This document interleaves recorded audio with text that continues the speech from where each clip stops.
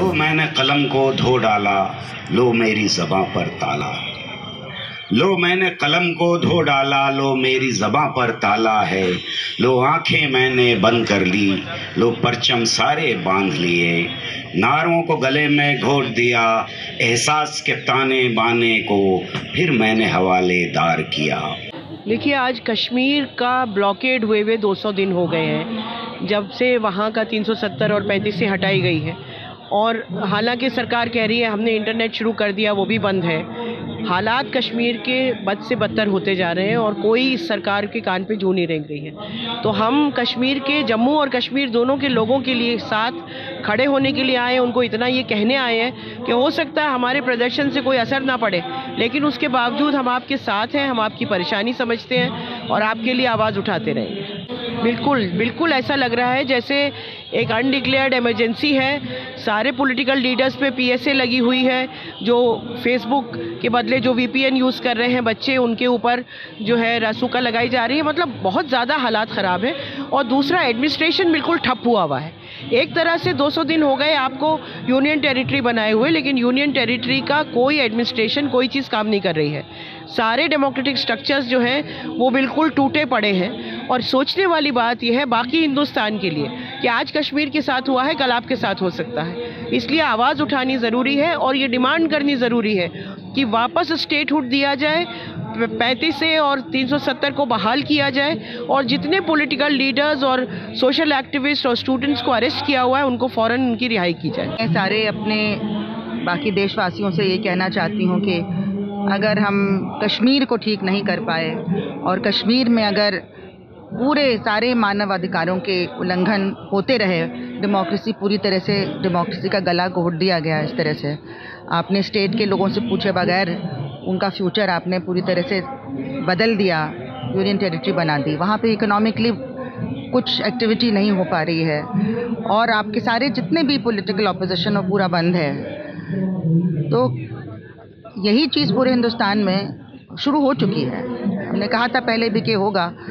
और चाहे आप उत्तर प्रदेश में देखिए जहाँ पे रूल ऑफ लॉ नाम की कोई चीज़ अभी आपको दिख नहीं रही, जिस तरह से ज़बरदस्त विक्टिमाइजेशन चल रहा है, डिसेंट को पूरी तरह से ख़त्म कर दिया गया है, लोगों को घरों में घुस के मारा पीटा गया है, गोलियां मारी हैं, और जो विक्टिम्स हैं उन्हीं के खिलाफ़ केसेस कर दिए हैं, उनसे कॉम्पनसेशन मांगा जा रहा है। तो इतना बुरा हाल हमारे देश का हो जाएगा इतनी जल्दी, ये कभी हमने नहीं सोचा था।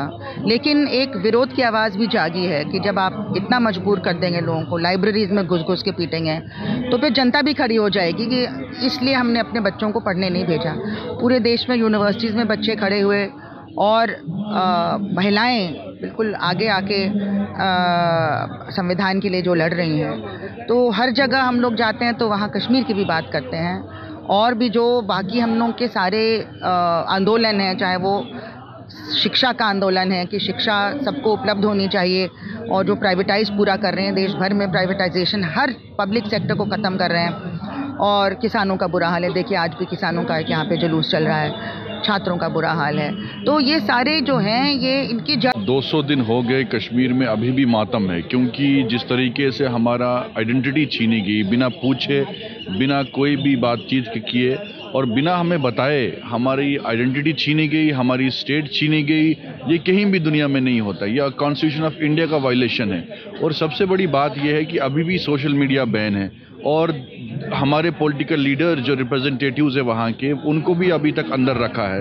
अभी ये कह रहे हैं कि सब चंगा सी, अगर सब चंगा सी तो कश्मीर में अभी तक क्यों पॉलिटिकल लीडर जो है अंदर हैं, क्यों अभी तक सोशल मीडिया पे बैन है, क्यों अभी तक वहाँ जो बिजनेस है बिल्कुल डाउन है। वहाँ अभी तक आप देखिए, सबसे बड़ी बात है, ये छोड़िए पॉलिटिकल की बात, वहाँ इंसानियत की बात है कि हमारा करोड़ों का नुकसान हुआ है। चाहे शिकारा में ये जो बाहर के फॉरेन एनॉयज जाते हैं वो क्या करने जाते हैं, वहाँ शिकारा में सैर करने जाते हैं, लेकिन वो शिकारा वाला जो उसको चलाता है 5 महीने से उसका कारोबार ठप है, वो बिज़नेस कोई चल नहीं रहा। वहाँ होटल हमारे खाली हैं, वहाँ जो दुकानें हैं वहाँ बिज़नेस नहीं है, टूरिस्ट वहाँ नहीं आ रहा है। तो ये क्या है सब? कश्मीर को जानबूझ के क्रश किया जा रहा है और ये हिंदुत्व का यही एजेंडा है। जहाँ भी मुस्लिम मेजॉरिटी स्टेट है उनको ये क्रश करना चाहते हैं और कश्मीर में जो है 95% जो है मुस्लिम आबादी है और ये जानबूझ के वहाँ चाहते हैं कि उनको हम पीसते रहें।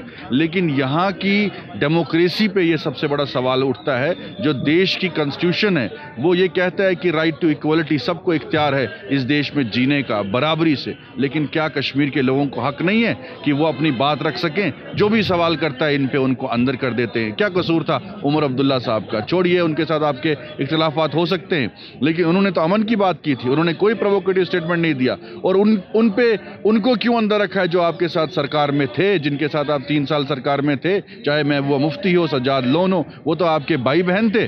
उनके साथ तो आपने क्या बर्ताव किया जो आप कामन कश्मीरियों के साथ कल को करेंगे? तो कश्मीर का युवा जो है, जो देश के साथ जुड़ना चाहेगा, वो कैसे जुड़ेगा जब वो देखता है कि मेन स्ट्रीम लीडर जो हैं इतने सालों में देश का तिरंगा जिन्होंने कश्मीर में लहराया, आज उनको ही अंदर कर दिया? तो कैसे कश्मीर का युवा जो है मेन स्ट्रीम में जुड़ेगा? ये बहुत बड़ा सवाल है। 200 दिन पहले कश्मीर जो संवैधानिक तौर पे भारत के साथ जोड़ा था, जिस वकालत के टुकड़े के साथ वो भारत के साथ जुड़ा था, वही तोड़ दिया गया।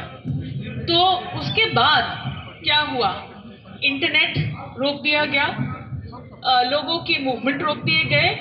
जिन लोगों ने इस 370 जो इंस्ट्रूमेंट ऑफ एक्सेशन बोला जाता है, जिससे कश्मीर भारत से जुड़ती है, जिससे हमारे संविधान ने एक अग्रीमेंट साइन की थी, जिसकी वजह से कश्मीर भारत के साथ जुड़ा हुआ है, वो वजह को अगर हम लोग निकाल दें तो उसका परिणाम क्या है? हिंदुस्तानी अगर अपने हक चाहते हैं, अपने लिए न्याय चाहते हैं, अपनी बेहतरी चाहते हैं, खुशहाली चाहते हैं, तो उन्हें उनके लिए खड़ा होना पड़ेगा। जिनकी ये सारी खुशियाँ छीन ली गई हैं, जिनके जिंदगी पूरी एक अंधेरी रात में तब्दील कर दी गई है, और ये कश्मीर में हुआ है। कश्मीर के लोगों से पूछे बगैर उन्होंने पूरे जो प्रदेश का स्टेटस बदल डाला। और जैसे अभी रेवती ने बताया कि एक जो लिंक था, एक जो कॉन्स्टिट्यूशनल एक जरिया था जिसके थ्रू वो जुड़े थे हिंदुस्तान से, उसी को आपने खत्म कर दिया। आप मुझे बताएं, जामिया में जब लाठी चार्ज हुआ, पूरे मुल्क से लोग आए, पूरे मुल्क में प्रोटेस्ट निकले, यूनिवर्सिटीज़ में प्रोटेस्ट निकले, कश्मीर के लिए अब आप सब इस तरह कब इकट्ठे हुए थे? इस सवाल का जवाब मुझे इंतज़ार रहेगा कि मैं आप सबसे इस सवाल का जवाब सुनूं।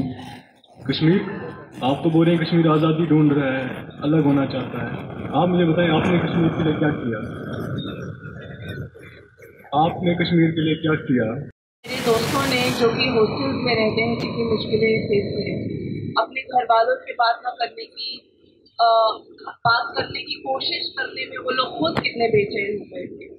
तो ये सवाल सभी ने उठाया कि हम कितना कश्मीर के साथ हैं, ये बहुत ज़्यादा ज़रूरी है।